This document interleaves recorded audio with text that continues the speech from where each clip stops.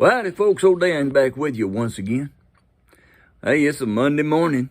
A beautiful morning here in Texas once again. I tell you what, that's getting to be a habit around here being a good looking morning, I tell you. I love it. Anyway, just some thoughts running through my head this morning. I finally got, I may have already mentioned this, I'm not sure, but I finally got an audience with the Pope. I mean, an appointment to go in front of the judge with my lawyer on the Social Security disability hearing, and that's set up for January the 10th. We'll see if I get it or not.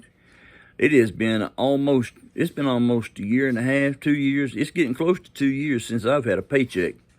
And buddy, that ain't easy to deal with, especially when you used to working. I've been working since I was 12 years old. My birthday, I went and found a job. No kidding. That's back when they'd hire little kids to do something. You know, they'd pay you to do something. I stacked groceries and stocked shelves at a little small store that a friend of mine, a friend of our family owned, for $1 an hour on Saturdays, 8 hours. Made $8 a week and was living high on the hog and you know what, into high cotton. Anyway, I was living large. Anyway, I've been working since I was 12. And so to not have a job, not because I wanted to retire, that would have been different, but not being able to have a job just because, you know, the doctor said you can't go back to work, that's different. Being forced out of work is different. And has nothing to do with the COVID shot either. But it's got to do with this old ticker in here.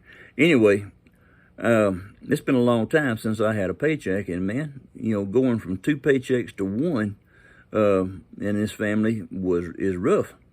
But we're making it somehow.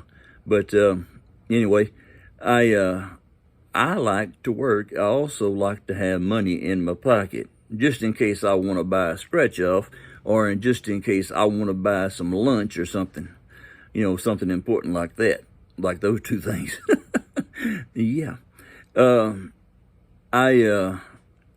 the time I get to that appointment in January, we get to have that hearing, it will have been almost 2 years, almost within a couple of months, I think, of 2 years since I had a paycheck, and I need one.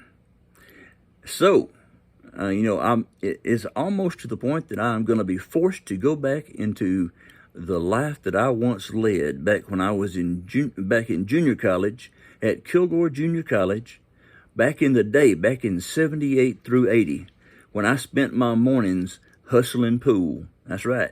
My hustle was on the pool tables. And I ain't gonna lie. I ain't gonna brag. I ain't bragging. I'm just telling it like it is.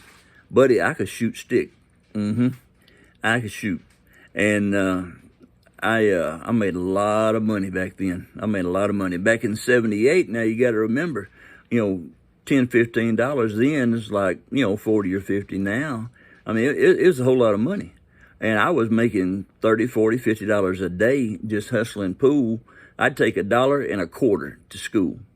And I'd put the quarter up to challenge the table and to play the game. And then I would bet $1, start out betting with $1, and, you know, work my way on up through there. And, well, things just progressed, and I made a lot of money.